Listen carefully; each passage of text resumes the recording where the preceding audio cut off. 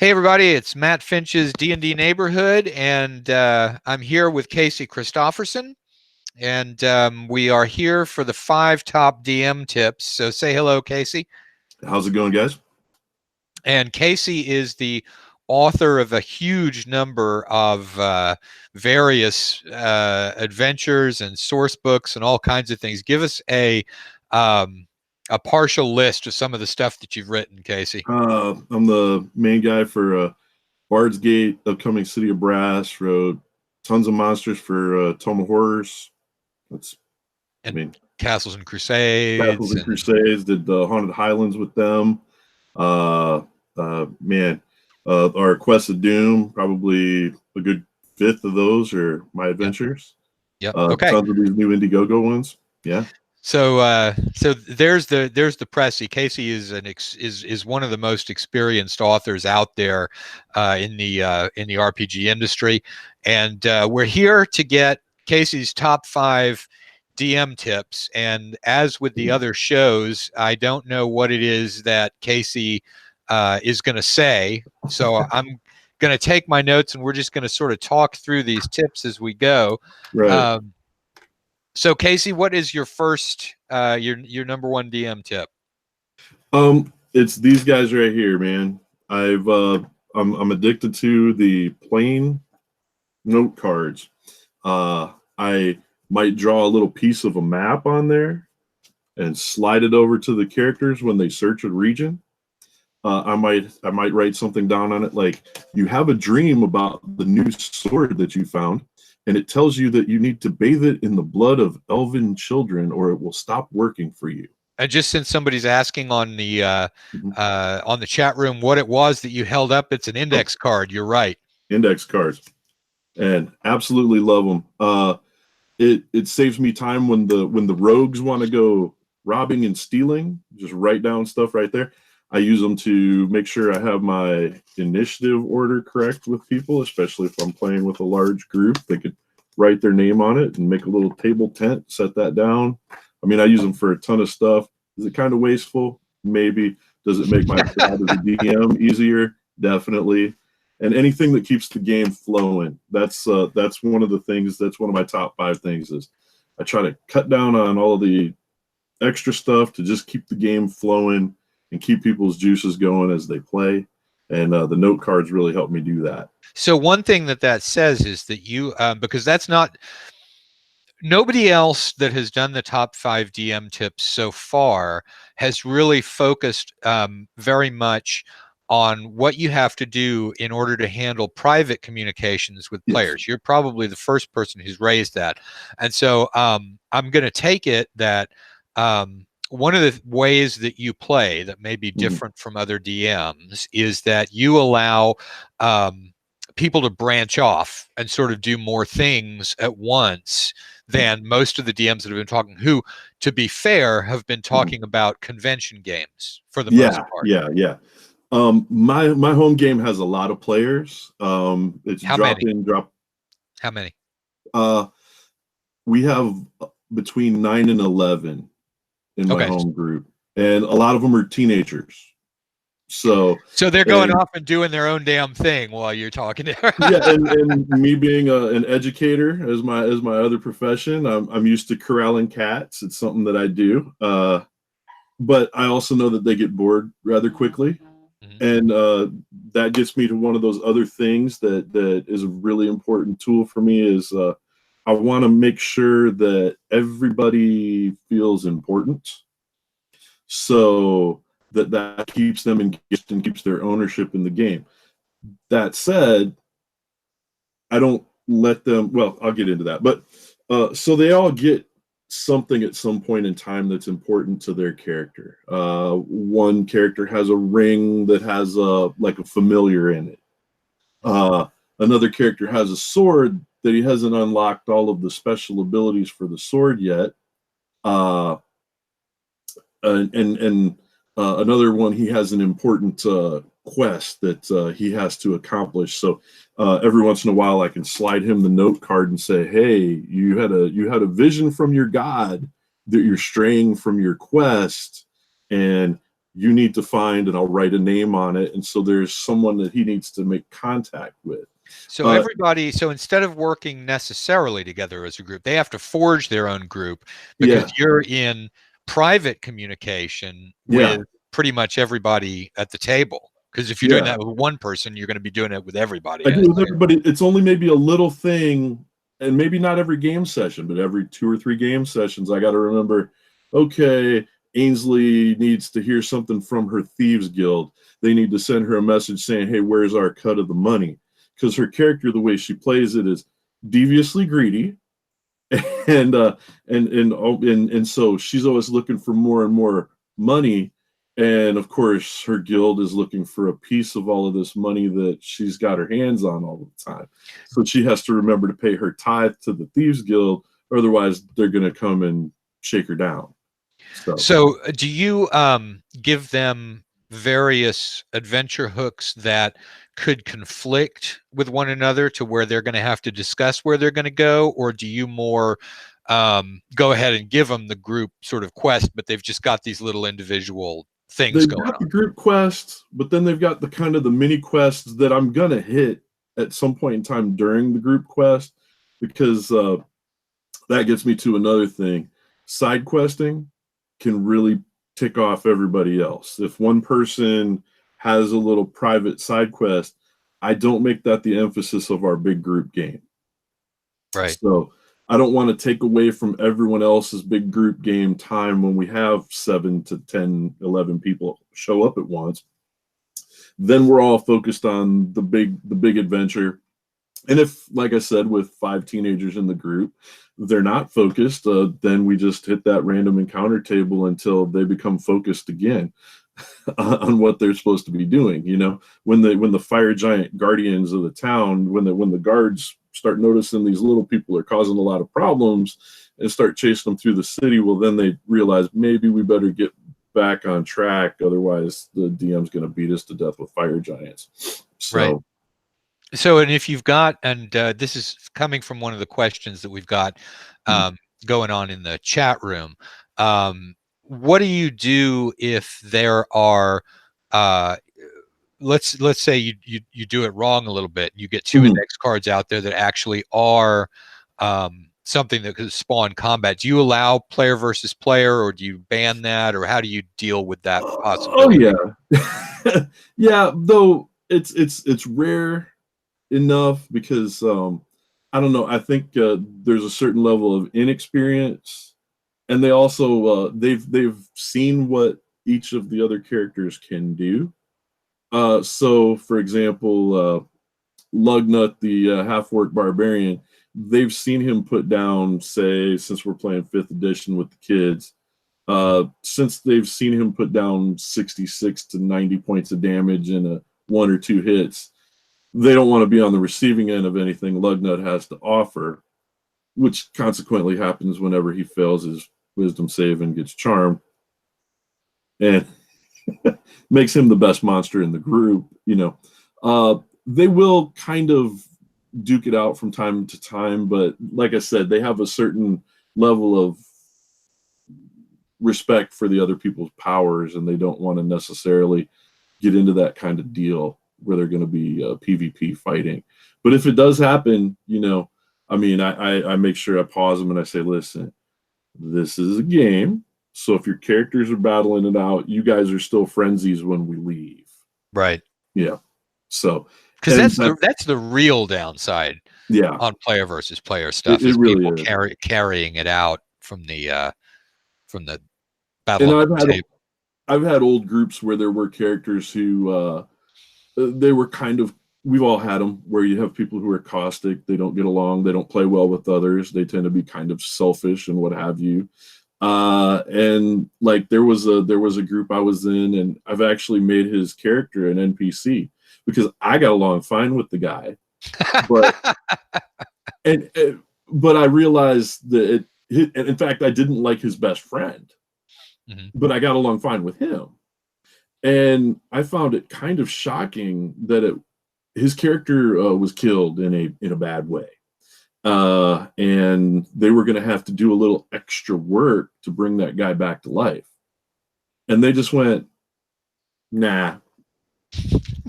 And it would have involved the second quest. And even his best friend who was coming to the game with him, who I didn't care for, was like, no, we're not doing that. And I couldn't figure out why. And then eventually the best friend also got mad for a different reason and split the game. But they wouldn't do anything to bring this dude back. And he wasn't happy with his new character, so he just kind of quit coming. And then the best friend ended up and left. And I finally said to the other 6 people we had in the group, "What's the deal?" They're like, "Oh man, he was such a jerk. We didn't like him. That's why we didn't raise his guy." Okay, so I guess the problem that I didn't see with the group at the time worked itself out, because I got rid of the guy I didn't want, and they got rid of the guy they didn't want. So, I don't know, but that kind of thing happens sometimes because it's a social game, and you're going to have people who just can't get along with each other for whatever reason. So, yeah. Okay, so we went off track a little bit because we were talking about index cards. Well, it's a fair one because it came up in the chat room, and so usually what I do is I say, okay, you're going to talk about this later on in one of your tips. No, okay, let's talk about it now. So but so index cards, you got the one use of just giving information to the players, but as a general tool, you pointed out also that at a convention you can fold them up and give people name tags. You can use them to keep track of initiative order, which in 5th edition is a little bit more complicated than it is if you're using one of the older systems. Actually, it's not. Come to think of it, 1st edition is just as complicated for initiative order. But I do a weird thing with initiative too. When it's a big group, we just we roll initiative, and then I roll a direction, left or right, and whoever has the highest initiative roll, we start with them, and then we go left or we go right until that combat is over, because it's just too much bookkeeping to either roll initiative every round like they did in the olden days, or, which is still great if you have like 4 or 5 players instead of 10 or 11. But it seems to me just going left and right, because like I said, my big emphasis is keep the fun going, and if anything impedes with that, it's gonna make people bored. They start doodling, they start drifting. What did you say? And you hate when you have to repeat yourself 10 or 12 times. I've seen you and Bill in the big convention games when you got like 25 players and it gets to the 15th guy and they're like, what happened? Yeah, no, that can definitely go. I mean, I use a similar initiative system to the one that you do, which is basically starting at a certain point and circling around, although I do it in dex order, and I roll for where the monster is going to be, so that instead of you picking your highest roll from the characters, I roll for the monsters once, and then it cycles around in dex order. So it's similar two systems there. And then when you're doing initiative, do you have for 5th edition, you are having the people do their entire action all at one time?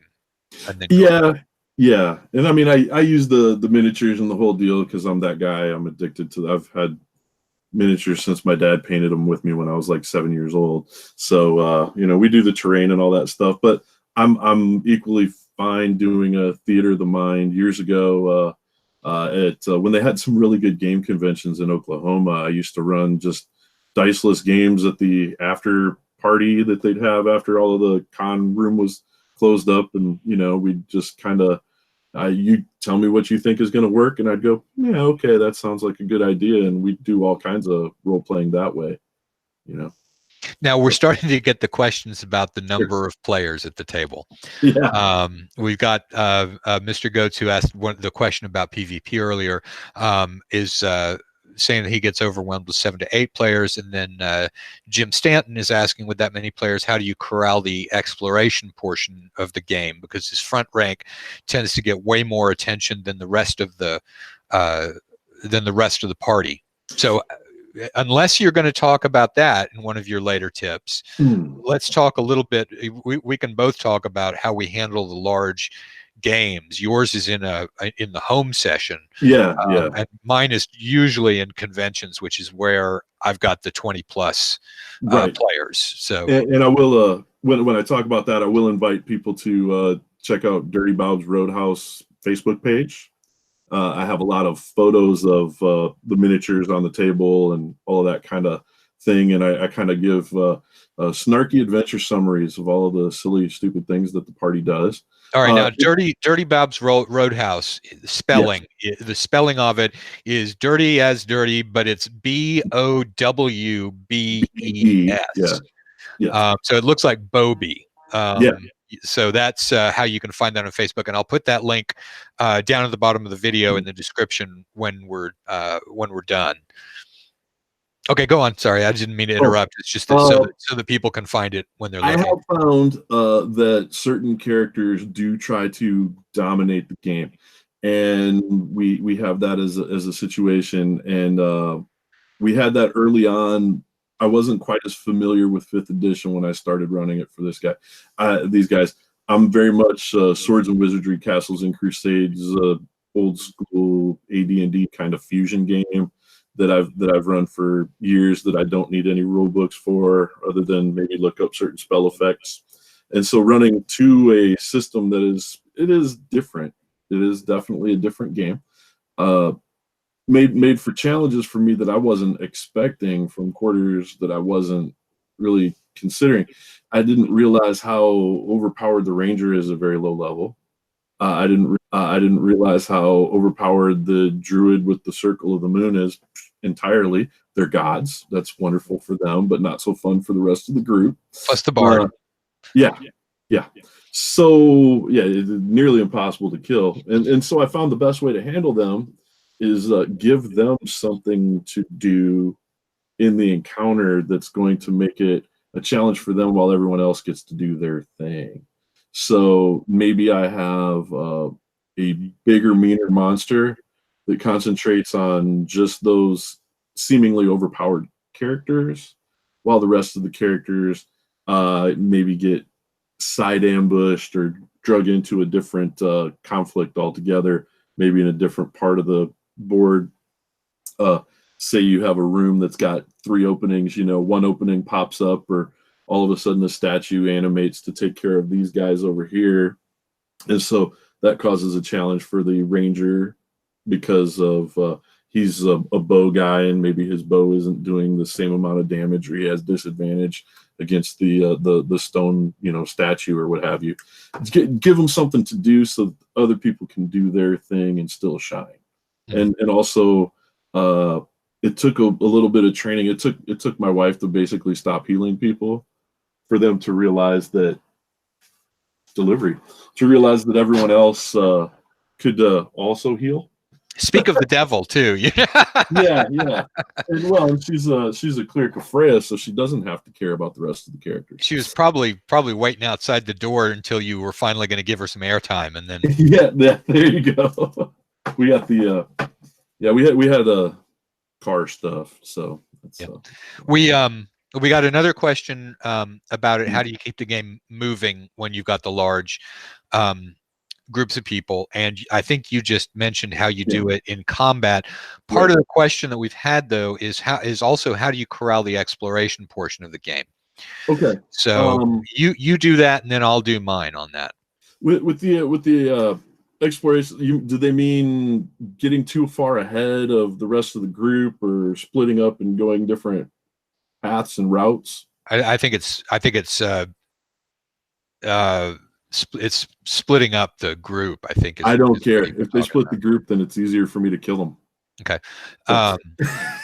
Yeah, no, and the way that I do it for the chat room question is there are a couple of things, but one of them is just the trick of going counterclockwise around the table that I do in combat, but I also do it in when we're talking about exploration, and it's a very short clipped question. What are you doing? Yes, what are you doing? And then they'll say, and I'll go on to the next person, sometimes without answering what happens, I'll just say, okay. and then I'll summarize at the end what it is that happens, or Yeah. sometimes I'll say what happens, but then the very next person is going to be, what are you going to do about that, if Yeah. anything?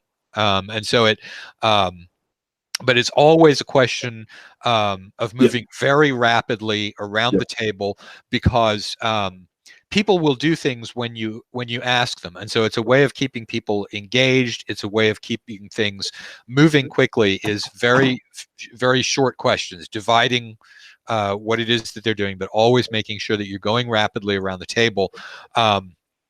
And one of my criticisms that I get with the DMing is that occasionally I will pay more attention to the people that I start with going around, because I will get halfway around and then somebody over at the starting point asks a question, and I go back and answer the question, and the result is that the people at the lower level of the initiative order don't get as much attention. So yeah, that is one of the risks Mm-hmm. of doing that, is that at least when I'm doing it, that occasionally some part of the group does get more attention than the others, and there it's mainly an issue of focusing on that and making sure that you've paid as much attention.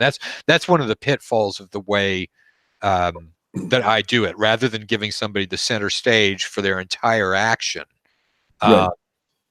And so yes, the risk is that by dividing it among a large number of people, but I think that the speed with which you go around the table when you're just checking for one action, and in combat, again, it's because I divide the combat up into phases, which doesn't, but yeah, I think I do a it's going similar around the thing. table. Yeah. Yeah.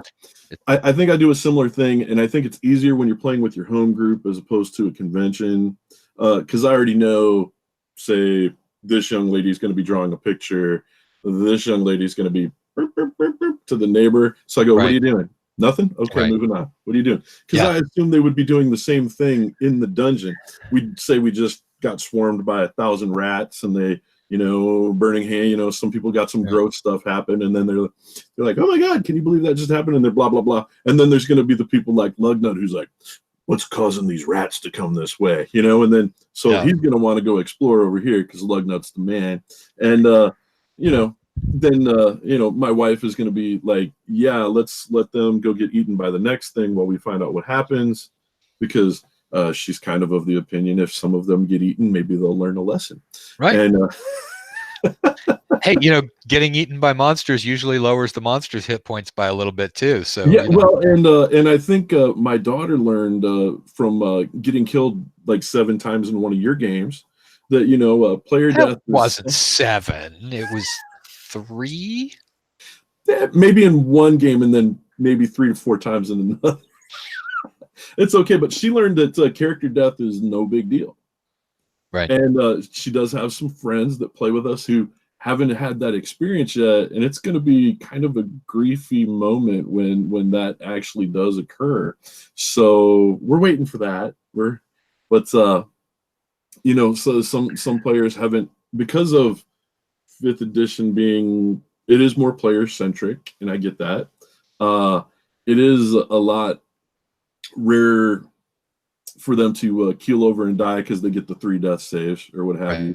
Right. And in a large group, it's harder to make them miss those saves because somebody might go over and stabilize and heal them because they just happen to have that free action or that spot during that time where they can be the one who does that, which is fine. Not to say that I haven't downed more than half the group, which and I'm not coming at people from the sense of being a DM who's like, I used to be more of a killer DM when I was younger than I am now, because I want to tell a good story now, and I want to have fun and see how far they can get, how many puzzles they can solve, and that goes with that top 5 thing, is how many contacts and friends and different characters can they meet and actually engage with that they don't murder, right? And that's kind of gets into that whole role player segment of things where, when you're young and new, it's fun to have a lot of combats and things like that. And we also have a guy who's a former Army intelligence guy, and he likes to kill the crap out of everything. But, it's cool to make the contacts. They had this encounter where they found a an imprisoned mushroom man king. And most of his little spores were trapped in a big vat and being used for all kinds of terrible purposes. And they were able to, they had one of the characters actually spoke like a primordial language. And I'm like, that sounds like something that a mushroom man would speak. So they saved the guy, had a communication with him, and ended up agreeing to be his buddy. So and help rescue him and all of his little podlings from these terrible people that were holding them prisoner. Well, that's going to pay them dividends that they don't know about further down in the campaign, because they've got on index cards. Yeah, on index cards, and they've got the names of those guys written down so that they won't forget them, and then they help remind me what's going on. But they'll have allies with this guy. But maybe when the Myconid trademark apocalypse takes place, maybe they'll be spared and allowed to travel to a different dimension when their own dimension rots into a giant fungal mess. So it's nice to have that other angle of the game be emphasized and taught.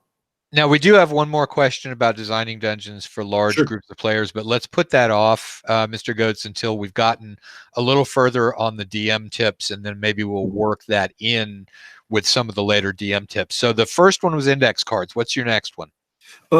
Like I mentioned earlier, having that the recurring contact for people, because it buys in the engagement to the game. If your character is like the paladin or whatever, not just saying, okay, you're a paladin of the Church of Tyr or whatever, or Muir, and you've been sent along on this quest to observe and defend, kind of like the Jedi in one of the Star Wars movies.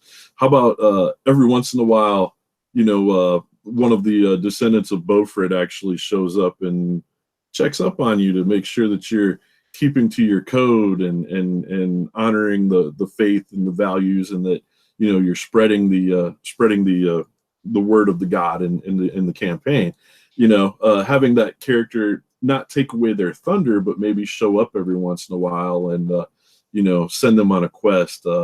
When Clark Peterson, he kind of had some really cool ideas with paladins, for example, where he'd make them spend a couple levels without weapons and armor, just themselves and a staff, and say, well, prove your worth to your god by going and questing against these monsters with an open hand, and I've done that to people, and it actually makes them play that character class better, which is kind of nice. We always talk about the Wizards Guild. Well, okay, I paid my tithe, I'm in the Wizards Guild. Well, what does that really mean?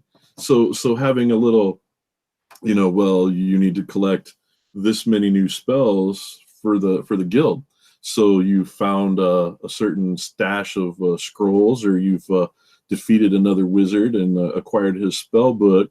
Instead of just giving money, maybe you have to tithe some of these magic items or some of this spells that you found back to the guild, and you have to be in some form of communication with that Wizards Guild. So do they have an office in the next town that you're visiting?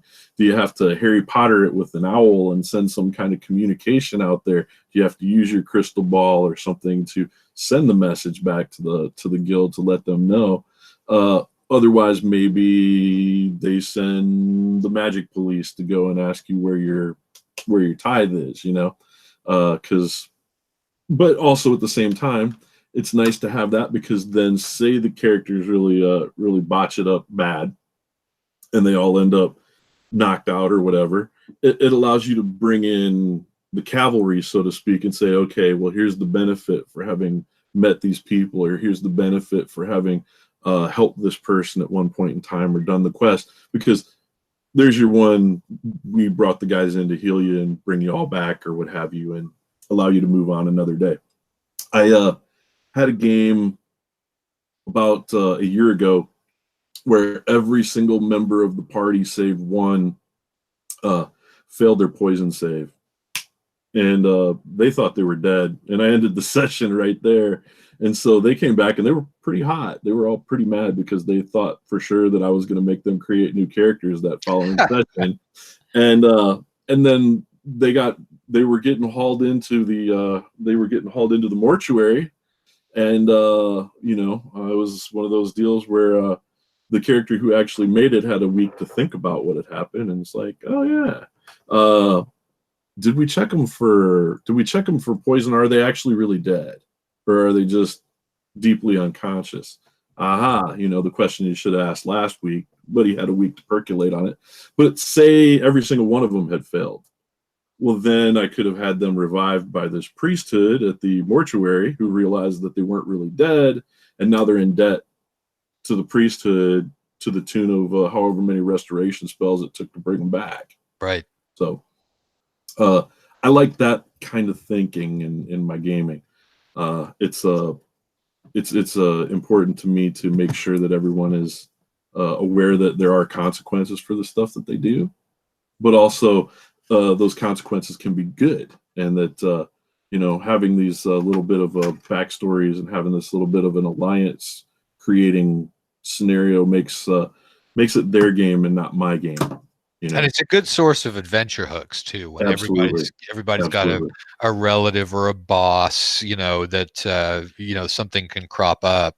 And that's one of the amazing things with the product line that we've been creating with Frog God and before that Necromancer for all these years, is that we have such a breadth of products and such a breadth of adventures and locations and things, which are going to blow people's minds when they get this world source book and some of the other stuff that you and I are. Because you just got to look at a part of the world source book. Well, and I got to write a piece of it as well. Oh, did you? Okay, I wasn't sure who all those. Yeah, I got to do the Green Realms, so it's it was fun because it allows you to take the tropes and do your own thing with them, which was great. But anyways, that aside, we have a quest or an adventure or a dungeon that fits just about every need.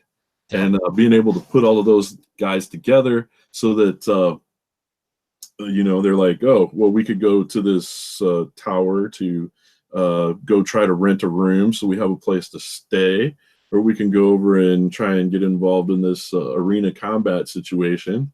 So it gives you the different sources for things to put back on the index cards, as we were That's talking right. That's about right. There are pirates who might have a drug den hidden in this inn over here, Yeah. And that ties in with this slavery situation that you heard about. That your quest is to smash their slavers guild. Oh, okay. And then I'm handing out the card. They all link up. Yeah. All right. What's your tip number 3? Let me see. Like I said a little earlier, the special thing. I like the special thing that ties it in. So I guess that's kind of like the recurring enemy or friend sort of thing, which I guess I tied on. They're kind of like the same thing, but a little bit different. When they have the object or the item, like I mentioned, you have this dream and the sword is telling you to do something in a dream or it isn't going to work anymore. Well, then then I sit back and watch what crazy thing that character decides to do during the session. If they had the dream that the sword is telling them to bathe the sword in the blood of an elf. Okay. No, I'm going to find out, or I will refuse to work for you, Right. And so you find, and maybe it's a cleric or a wizard who's used some kind of curse or sending to plant this thing in their mind to turn the person to evil. Maybe. Or maybe the sword really is cursed and it really does require that you murder an elf once every moon in order to retain its number of pluses or its ability to allow you to turn ethereal for 3 rounds a day or whatever it is you need it to do. So I like that little tie-in there that, again, it's just a little thing. It doesn't have to be a major part of the game. It doesn't have to be something that affects everybody else at the table, but it's something that makes that character like, what am I going to do about this particular situation or item or what have you? Because it also kind of makes them. Because it looked like you froze for a second. I don't know whether you're still there, but one of the the things that Casey's talking about here is again different from what a lot of people have talked about on the show before, and so hopefully we're not going to just have Casey's top 3 DM tips. But the thing he's describing here is interesting because he's describing a LinkedIn network between the characters and the campaign that's not just focused on the adventure itself, and so that sort of folds back to how he handles that many players when all of them have a contact with the campaign, which is all going to be role playing. Um, for the most part. So when or if he gets back, we're going to ask about how he handles all of that. And Casey, so Yep. one of the questions that we've got is, since everything that you've been talking about is about interconnections and interweaving with the campaign itself, which is largely a role playing sort of relationship, how do you handle that, folding back to the question of the multiple players? Because that stuff doesn't necessarily it's not necessarily going to come into the adventure. How do you handle the time when you've got one character that wants to do get the tithe to the Thieves Guild and talk to someone at the Thieves Guild, while the other person wants to talk to the priest at the temple? What do you have, like sessions? Do you do side sessions? How do you work with that? I will offer side sessions, or I'll do kind of a grouping at the table. It's like, hey, this guy has, I'll point to the person. I'll say, tell the group what's going on with you as much as you want to share. And they'll share their little bit. And then I'll point to, say, a second person who might have a thing. Hey, tell the group what you got going on. Anybody want to go with this guy? Anybody want to go with this guy? And I will run, it'll go around the table just like normal, but it's like, once again, note cards. Okay, these guys are going to the temple. These guys are going to explore this bawdy house or tavern or whatever that they're going to. And these people are going shopping, because there's always somebody who wants to go do that. And then I'll try to, it isn't always successful, but I do, I just keep it going. And I'm like, I'll go, okay, we're going to give them this clue. And then we're going to give this group of people this clue. And then this group of people is going to have their little thing happen. It could be pickpockets, could be, observing a scene, a set scene that tells you something about the person who rules the town. That's an awful lot of writing on your side, though. Yeah, but that's what I do. So, I mean, it does involve a little bit, but the idea is I'm not giving them anything that isn't already in the book. I'm not sharing anything that's outside of the material that I'm running off of. So if I'm running it from Bard's Gate or City of Brass or something like that, I'm giving them things that are going to be level appropriate to their characters, that are part of our pre-designed adventures that we have such a vast amount of. And then I let the group, then when they all get back together, which, I try not to let it run too long. When they all get back together at a certain point in time, say, 30 minutes into the session, they all kind of reconnect back at their base or their hideout or their inn or whatever.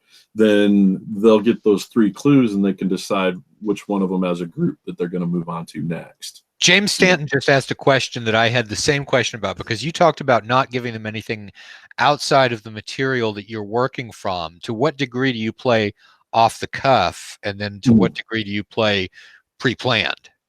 Well, we have pretty substantial. Bill Webb and I make pretty substantial random encounter tables, but a lot of the random encounter tables come with descriptions that are tied into events that are already taking place in the written material. Okay, so you mainly play from a module?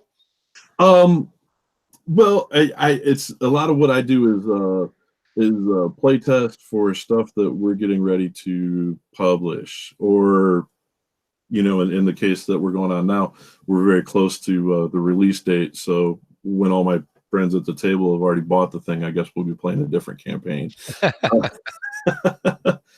But it gives me an opportunity to test the material out, to make sure that it's going to play with at least a group of people. Well, wait, how often do you play? I mean, you can't be playing once a week. Yeah, we play about once a week. Yeah. All And right, we play. that's just because you write really fast then. Yeah, well, yeah, sometimes. It's as I've gotten older, I've slowed down a little bit, but that's part of the responsibility of the day job and things like that, and this art directing thing I've been doing on the side. Yeah. But yeah, I mean, I like to I pre-write stuff. Some of the stuff that I end up turning over to you guys, I might have written a long time ago, and I just have never had an opportunity to use it. Mhm. So I like to test the stuff out, see how it's going to play, see how it's going to work if it was to go into a published module. And sometimes I have to go back to the keyboard and punch up something new or better. I actually run my game off a laptop now, so that way, as the characters are thinking and fusing through different ideas and stuff like that, I might come up with something and then jot out 50 words right here and go, okay, or write down a cool idea on a note card. Okay, so you don't give them stuff that's not part of the published material, but you publish the material while you're doing it, which Okay, yeah, you got me. Yeah, you got me. Yeah, I'm working on it at the same time a lot of times. Yeah, that is true. Because sometimes things just fall flat, or they just they don't work, and you find that out, and it's real important to find that out before somebody on a message board somewhere finds out about it and decides to let you really know what they think of you. All right, so all three of your first ones have had to do with interconnections with the campaign. So I'm curious to see what number 4 is, whether it carries that stream forward or whether you're breaking out into something different with number 4. Yeah. No, I like I said, my main things I like to have them. Well, I don't solo, like I said, with the regular party's time, because I know people who get really upset. Their time is precious. We've all got time constraints on ourselves, our lives, our families, the job, side hustle, whatever it is.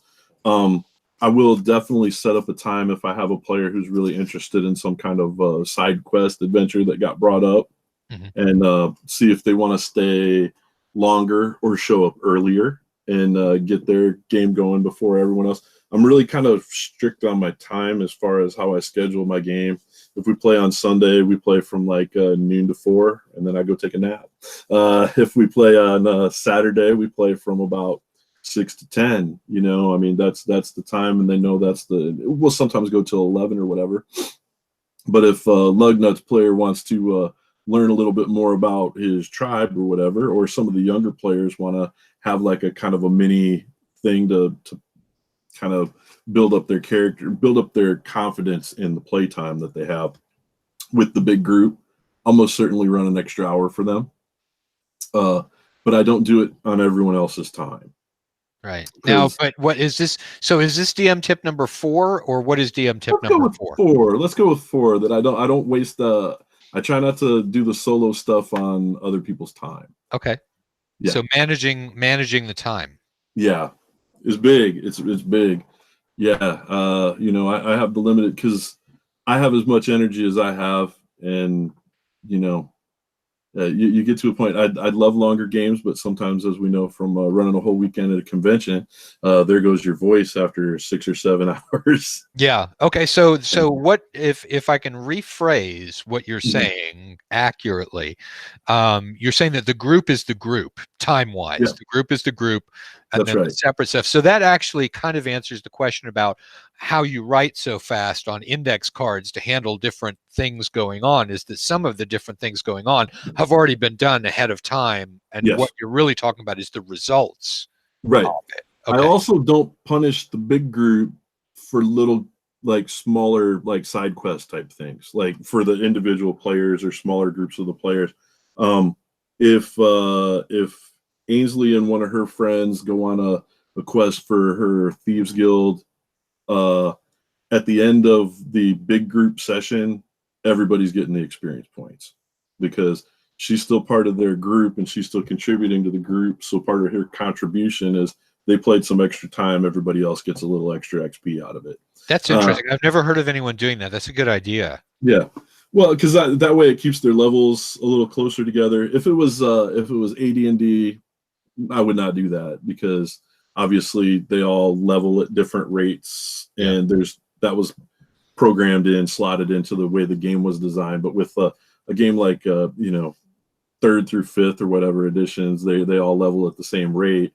So everybody gets the bonus, you know, and they're like, well, what's the extra experience points for? You know, well, your friends went and did a little side quest, or, you know, you were sick or absent or whatever, you know, for a couple missions, you know, a couple of the encounters that we had. So, you know, you're going to go ahead and get the XP because I'm not going to penalize you for not being here. Yeah, because I know if you could have been here, you would have been here. Right. And, you know, so, okay, so yeah, oh, go ahead. No, because I was going to ask what DM tip number 5 was. So finish up DM tip number 4. Yeah, it goes back to what I started at the beginning. Just keep that thing moving, man. Keep the fun happening. I don't let things get in the way of fun. Though my wife would say, and this is probably also inappropriate, number 5, you are allowed to bribe the dungeon master with beer or whatever their favorite snack and beverage is. So that's my wife's thing. She's like, oh, what about like getting extra healing if you go grab the beer after his Doritos, because that gives her the beer gives her the extra advantage. If 5 of them are teenagers that can't buy beer yet, then you know. Right, and aren't allowed to carry it in my house. Yeah, that's right. It. You know, so it's like, oh, what does this get me for the day? Potion of healing. There you go. Yeah, no, but that would be her thing. But like I said, I just like to keep it moving. And as I said, with the number of teenagers in my group, sometimes they're spazzing out doing teenagery stuff, and I know that they're going to do that, and they're social creatures just like the rest of us, but in a slightly different way. Mm-hmm. So I'm going to go, oh yeah, okay, we're going to go to you. Right. And they'll be like, well, what's up? I'm like, well, your characters are engaged in checking your fingernails or, you know, jumping up and down in the mud puddle. These guys want to make sure we don't get eaten by the were spiders that might be coming around the corner. And that gets them back involved in the game real quick when they realize that they're kind of jackassing and they need to get back in the head in the game.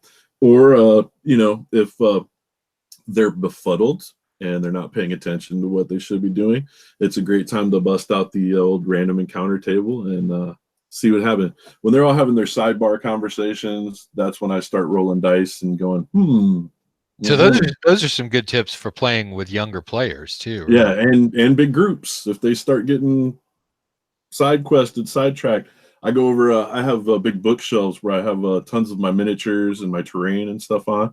I'll start changing terrain around in the dungeon and grabbing big monsters. And I've picked up that tip from Stefan where he throws the cloth over top of the stuff, so you don't know what he's got under there.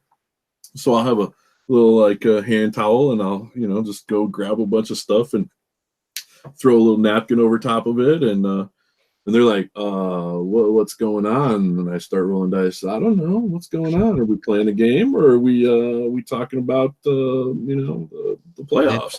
Yeah.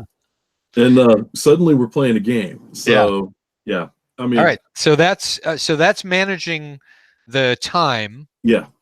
What's DM tip number 5? Man, I don't know that. I thought that was 5. I told you 5. No, that was number 4. Was it number 4? That was number 4. Note cards, recurring contacts, special things that tie it together. Number 4. Don't solo during the main game.